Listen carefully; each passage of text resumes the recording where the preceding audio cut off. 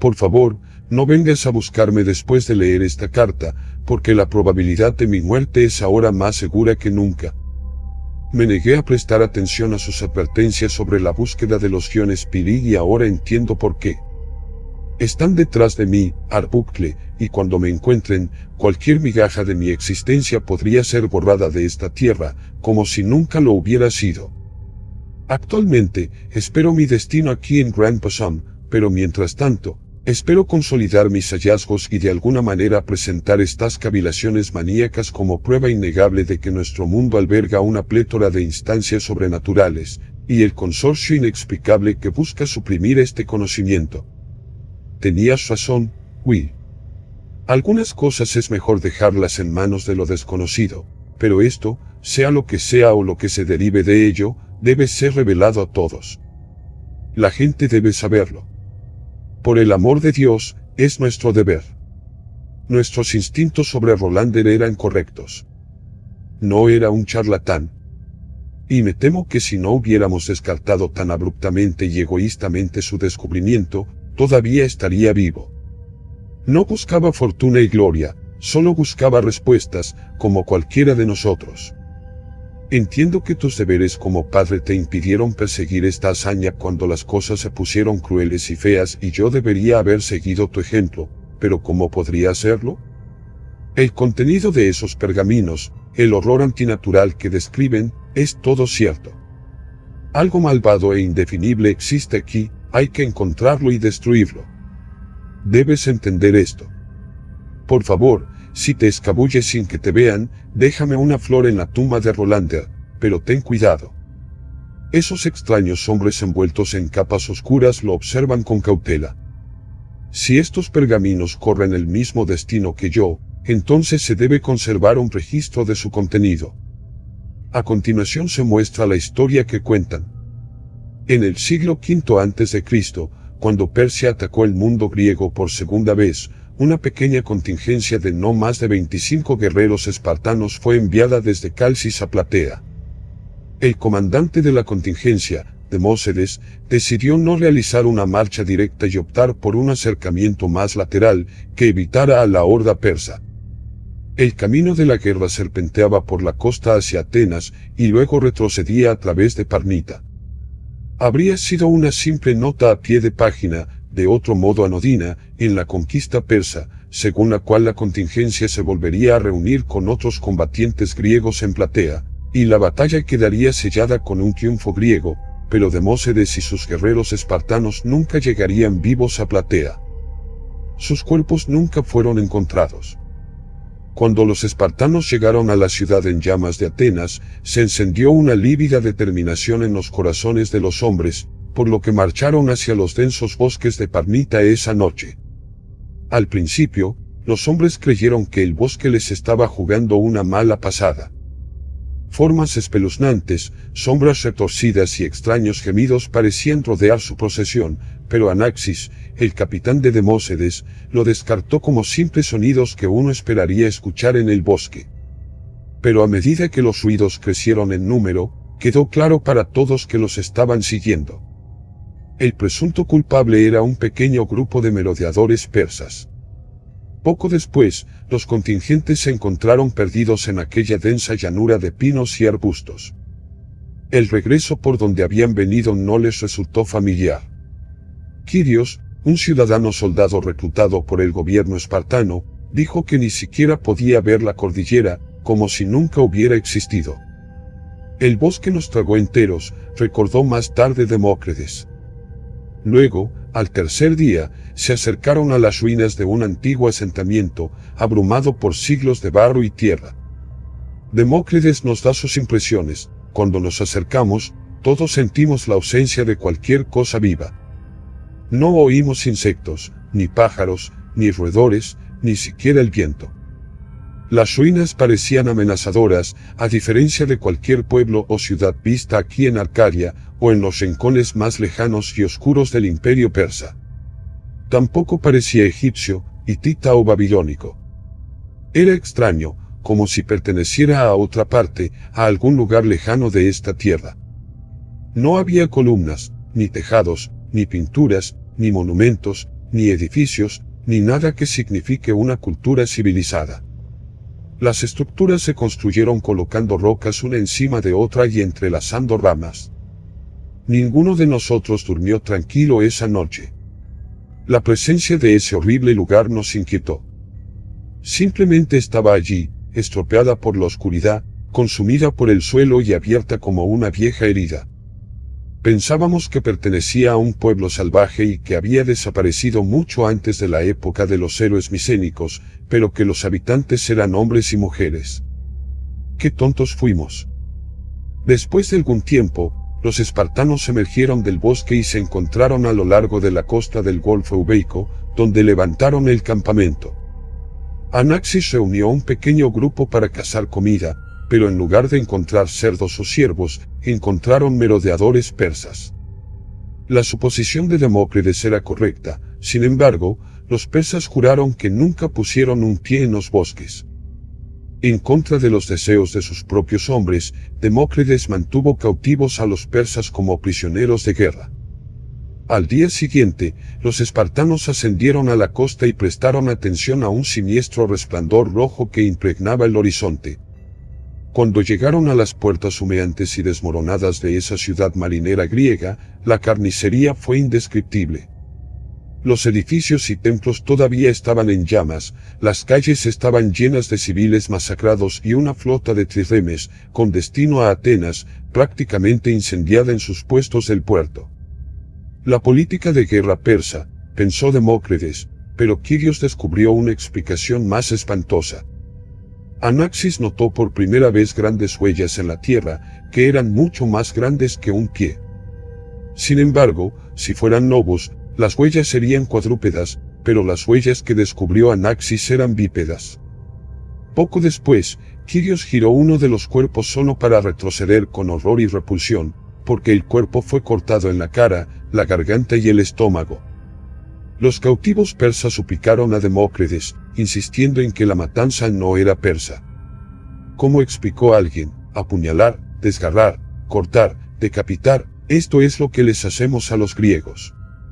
Pero esta abominación no fue causada por espadas o lanzas sino por garras. Se dio orden de buscar supervivientes. Luego, bajo el mando de Anaxis, el horrendo terror responsable finalmente presentó su atroz personalidad.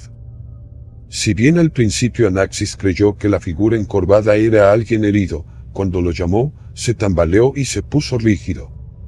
Sus músculos se hincharon, hinchando la figura hasta alcanzar proporciones enormes, y un espeso pelaje negro cubría su cuerpo. El rostro que le devolvía la mirada a Anaxis no era humano, sino el de un lobo feroz y malvado, una horrible abominación entre hombre y bestia. Lo atacó con furiosa velocidad, pero la fuerza de Anaxis, como la de la mayoría de los espartanos, era lo suficientemente formidable como para evitar el ataque. Los dos entablaron un feroz combate, en el que se enfrentaron lanzas y escudos con garras y dientes. Demócrides llegó poco después y pidió una retirada apresurada. Anaxis hirió a la bestia el tiempo suficiente para que pudiera retirarse con los demás, y mientras huían de la ciudad, Demócrides recordó haber escuchado un aullido gutural y sobrenatural. No fue un grito de dolor, sino un grito de ayuda, explicó. Estaba pidiendo refuerzos a gritos. La contingencia fue conducida de regreso a los bosques de Parnita, donde, como atestiguó Quirios, fuimos perseguidos bajo el manto de la noche. Uno a uno perdimos hombres. Podía verlos, monstruos que corrían sobre cuatro patas, aullando y gritando, flanqueándonos por todos lados. Los superábamos en número, pero perdimos a la mitad de nuestros hombres. No pelear, solo instinto para sobrevivir. Al acercarse el amanecer, los espartanos restantes, junto con sus cautivos persas, llegaron a un claro donde, a lo lejos, encontraron la antigua fortaleza ática de Panactum. Los monstruos se negaron a abandonar el turbio santuario de su bosque, brindando a los espartanos algunas horas de sueño y refugio. Luego, cuando llegó la noche y la luna bañaba sus pálidos rayos sobre el ladrillo y el mortero, un hombre vestido con una tela escasa salió del bosque hacia la puerta de Panactum. Deseaba hablar con Demócrides. El emisario hablaba griego con suficiente fluidez como para negociar la rendición incondicional de los espartanos, pero Demócrates prácticamente se rió de sus condiciones. Con la esperanza de inspirar cierta simpatía, el emisario habló de su difícil situación y aclaró su génesis. Vinieron del este, a lo largo del Lipanis, y se asentaron en un montículo en algún lugar del bosque de Parnita hasta que las conquistas espartanas los empujaron bajo tierra. De hecho, la aldea en ruinas fue una vez su hogar. Recuerdo que Heródoto, en sus historias, menciona a los Neuri, una raza de hombres que se convierten en lobos. Y los corios, guerreros que cambiaban de forma y vestían pieles de animales para asumir la naturaleza de los lobos. Asimismo, el emisario admitió que él, junto con su sórdido clan, se sentía físicamente transitorio y alejado del mundo físico mortal. Aunque debo confesar claramente que ninguna de estas leyendas se parece en lo más mínimo a la inicua bastardización entre el hombre y el lobo de la que hablan estos manuscritos. El emisario explicó que todo el pueblo, hombres, mujeres y niños por igual, había rodeado la fortaleza y que si Demócrates se rendía, le permitirían a él y a sus hombres vivir bajo servidumbre, pero si rechazaba su oferta, la fortaleza se desangraría. En sangre espartana. Demócrates comentó sarcásticamente, entonces nos vemos en el Tártaro. Cuando la noche llegó a su apogeo y la muerte era casi segura, los espartanos liberaron a sus cautivos persas. Les dieron lanzas y escudos y les pidieron que lucharan junto a ellos no como enemigos sino como hermanos. Un persa, cuyo nombre lamentablemente permanece anónimo en la historia, recopiló los testimonios de los que proceden estos manuscritos para poder relatar la historia de la contingencia espartana. En este punto concluye la narración. No hay ningún registro en ninguna biblioteca, actual o antigua, que mencione a Demócrates o su contingencia espartana. Por lo tanto, debo suponer a regañadientes que algún tiempo después de que se escribiera el registro, el infierno descendió sobre la contingencia y ninguno sobrevivió. ¿Qué espectáculo tan aterrador debe haber sido, la fuerza ilimitada y disciplinada de los guerreros espartanos frente a la enorme e inquebrantable fortaleza de esas bestias inhumanas? Mi primer atisbo de procedencia llegó con el difunto Rolander. Como ya sabes, los hoyos que encontró en Pérgamo eran originales, pero eran copias en latín de un manuscrito griego más antiguo. En nuestro último encuentro, Rolander llegó a mi oficina en un estado maníaco, lo que parecía presagiar su destino inevitable. Me mostró una línea en el pergamino que decía, Ex Beotia in Panactum. De hecho, aunque resulta obvio en retrospectiva, los manuscritos originales procedían de la región de Beocia en Grecia, cerca del lugar de aquel inefable enfrentamiento. Aquí lo confieso, Will. He visto la aldea prehistórica en la que alguna vez habitaron esas criaturas.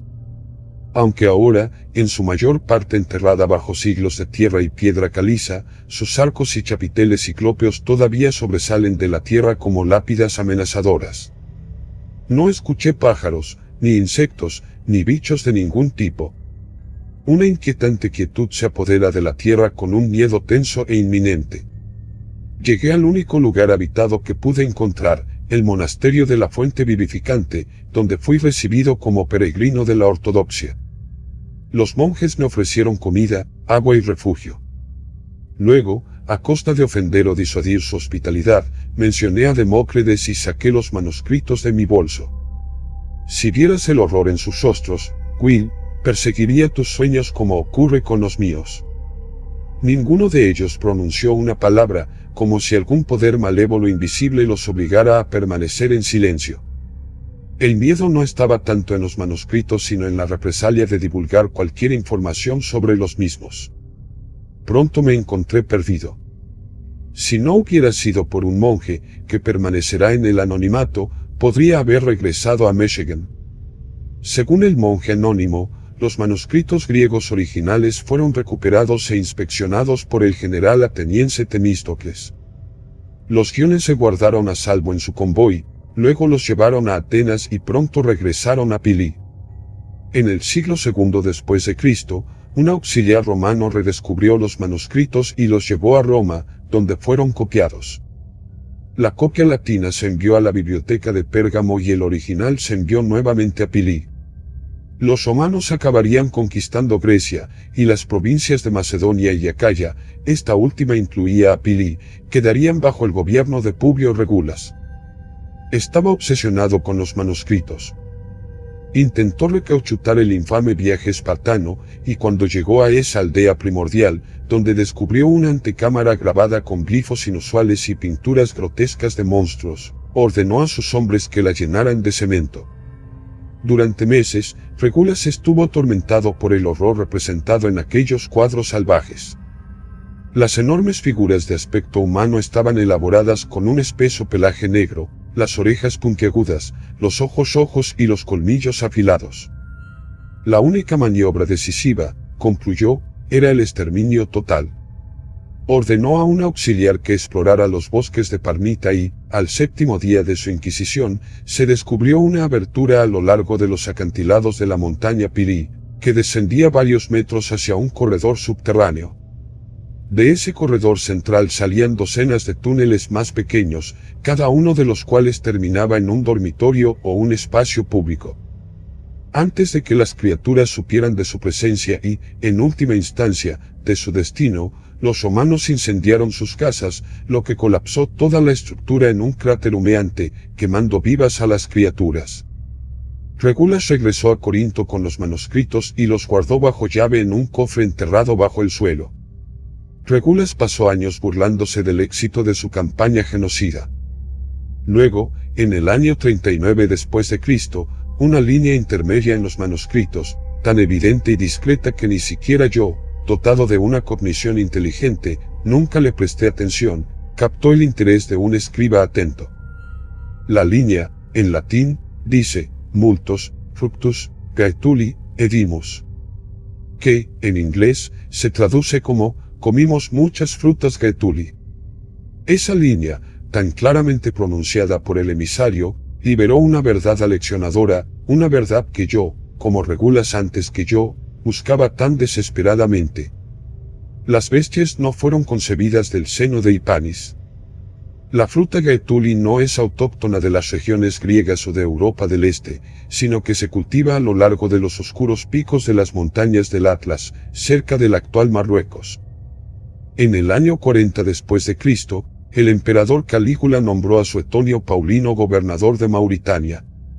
Al año siguiente, en el 41 después de Cristo, el general curtido por la guerra se encontró al mando de una enorme expedición a las montañas del Atlas.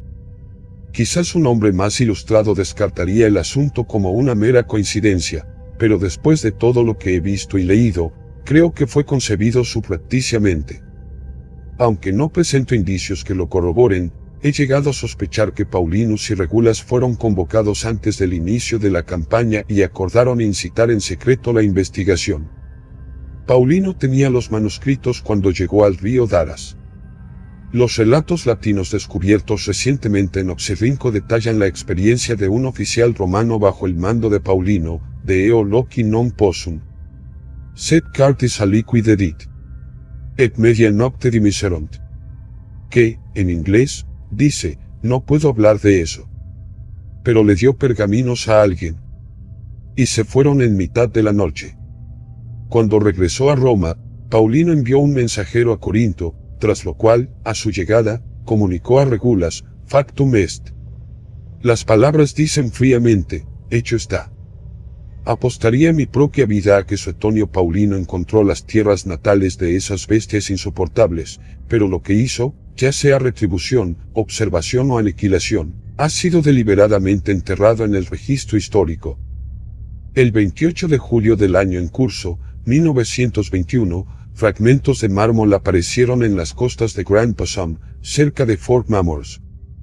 Los pescadores de Ensemia fueron los primeros en notarlos y luego fueron inspeccionados por las autoridades francesas bajo la dirección del oficial Marcel Louis.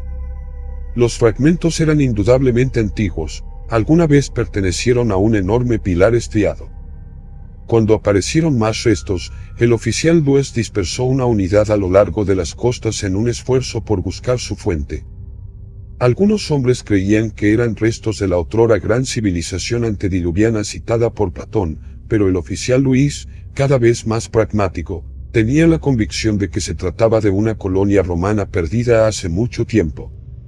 El pueblo oncemiano y sus líderes, sin embargo, se negaron a poner un pie en las playas, temiendo que el mármol presagiara una llegada penosa. «Será mejor devolverlo al mar», comentó uno de ellos. «Porque pronto volverán». Cuando se le preguntó quiénes regresarían, el pescador aclaró: «Los hombres con fuego». Pasó más de una semana sin ninguna idea, hasta la mañana del 6 de agosto, cuando 3 oficiales franceses notaron una estructura en forma de cúpula que sobresalía de la arena. Era un edificio extraordinario, quizás no mayor que la Basílica de Helenska, completamente sumergido bajo las arenas del delta del río Comoe. Contra las violentas protestas de los líderes de Famienko, los franceses exhumaron tediosamente el edificio de su tumba arenosa y acuosa. Se implantó un rompeolas para fortalecer a los excavadores y se construyó una presa para evitar que el agua del mar inundara el lugar. El 9 de agosto, la cúpula del templo quedó completamente expuesta. El oficial Louis dirigió un pequeño grupo de excavación hacia la estructura desde el óculo de la cúpula, que había sido sellada con vigas antiguas, intactas durante miles de años. Aquí incluyo la transcripción de sus observaciones del oficial Louis. Lo que pensábamos que era un templo es, en cambio, una basílica romana, un cargo funcional anterior al reinado de Constantino. En el atrio hay efigies de mármol de Juno, Minerva y, curiosamente, Lares, el guardián de la casa contra los malos espíritus. Notamos restos de madera fosilizada de una estructura grande que se encontraba en el atrio, posiblemente una mesa o un armario. Hay apliques de hierro a lo largo de las paredes y pilares, una puerta que daba al pórtico frontal desde donde el agua erosionaba las columnas estriadas, y varias habitaciones vacías. En ese momento nos preguntamos por qué no había ventanas, ni frescos, ni nichos, ni nada que pudiera indicar el propósito de aquel malévolo lugar. Las paredes están vacías, las puertas están al ras, los pisos no son de baldosas. Impartió una escalofriante maravilla que expresaba una vaga idea helenística y, sin embargo, tan ajena a cualquier arquitectura clásica conocida. Es absoluta y desafiantemente cruda. Quien quiera que construyera ese lugar, viniera de donde viniera, ciertamente no creía en Dios ni en una moralidad mayor, pero sí creía en un mal mayor. Encontramos un pasadizo que conducía a las catacumbas, estas cámaras laberínticas abovedadas que ocultaban miles de papiros, la mayoría de los cuales ahora son montículos de hollín carbonizado y jirones. Pensé que era una biblioteca, pero Philippe, nuestro segundo oficial, sabía que era una sala de registros. Hizo la incisiva observación de que los estantes de madera están carbonizados. De hecho, en algún momento de la antigüedad, los estantes y su contenido fueron quemados, se encontraron marcas de quemaduras por todas partes de las cámaras. El tiempo no redujo los pergaminos a escombros pulverizados. Fue una perturbación horrible y cataclísmica la que sumergió esas cámaras en llamas. Cuando regresamos al atrio, solo teníamos una pregunta en la cabeza: ¿el fuego estaba contenido en las catacumbas? Mira, éramos inexpertos y estábamos ciegos a la evidencia incondicional. El material que se desprendió de las paredes no era estuco envejecido como suponíamos, sino siglos de arena y tierra compuestas. Debajo de él, se escondían las paredes reales, y las mismas marcas incendiarias que impregnaban las cámaras. Las llamas envolvieron por completo el interior de la basílica, extendiéndose a través del óculo y consumiendo todo el interior. Pero el método por el cual se propagaban estas llamas iba en contra de la física térmica. El fuego y el calor ascienden. Puedes ver los patrones cenicientos en forma de zarcillos, como las propias llamas, extendidos por paredes, pilares, techos y tejados. Una especie de sombra que retrata la historia del incendio. Aquí, sin embargo, las marcas térmicas son anómalas. No se propagan hacia arriba como deberían, están salpicados en patrones vulgares y amorfos, como si el fuego saliera de una boquilla. Alguien vino aquí hace mucho tiempo para borrar esos registros de la historia. El incendio que condenó aquel lugar a su estado de putrefacción fue intencionado. Los nativos, tan afectados por este cruel acto de sabotaje, lo transmitieron a través de sus mitologías históricas. Los hombres con fuego. Desde el barco que zarpé de Atenas, pude ver los oscuros picos irregulares de las montañas del Atlas, donde mi mente paranoica y curiosa evocaba escenas tan espantosas de batallas antiguas, colmillos gruñendo, ojos y masacres horribles. Fue allí, escondida bajo el sombrío dosel, donde una vez se alzó una ciudad prehistórica salvaje que existe fuera del tiempo y el espacio, con sus templos, edificios, puentes y terrazas de diseño indeterminable. La indescriptible carnicería, tan limitada por la imaginación, estaba más cerca de mí que nunca y, sin embargo, nunca veré la ciudad por mí mismo. Y si quedara un afloramiento singular o un muro de tierra, nunca desearía poner mis ojos en él, porque mi imaginación casi paralizaría mi débil ingenio. En 3 días emprendería el tramo final de este sórdido viaje. Mi lugar de descanso final. Yo mismo he visto la basílica, Will. Cuando puse mis ojos sobre su construcción fría y monótona por primera vez, cualquier esperanza de darle una finalidad adecuada a esta macabra expedición se disipó como tinta en el agua. He caminado por las catacumbas oscuras, fui testigo de primera mano de esas marcas térmicas anormales. Me paré con ansioso esplendor en el eje de ese enorme atrio redondo, ahora débilmente iluminado por un único rayo de luz que cae en cascada a través de la abertura. El edificio no debería existir, Will. Los romanos visitaron el Sahara, simplemente rozaron el Sahel, pero nunca llegaron a los trópicos de Guinea, y, sin embargo, aquí, en Costa de Marfil, descansa desafiante una imposible basílica romana. Si bien, admito, anhelaba tan profundamente la totalidad de este asunto inminente, y las experiencias por lo tanto me han vuelto insensible a lo sobrenatural. Will, lo que vi, lo que los franceses desenterraron y exhumaron de ese lugar vil, no estaba preparado mentalmente para verlo. El cuerpo está momificado, conservado por expertos con ungüentos y jaleas que mantenían la piel y el pelaje suspendidos en un estado cercano a la frescura. Y es, sin duda, monstruoso. Sus brazos están fortalecidos por tremendos músculos y sus piernas arqueadas en una disposición digitígrada que sugiere una criatura no del todo humana, pero tampoco animal. Está cubierto de un espeso pelaje negro que ahora sobresale de las envolturas desintegradas como las cerdas de una escoba. Y la cabeza, en gran medida de apariencia canina, y sin embargo vagamente humana.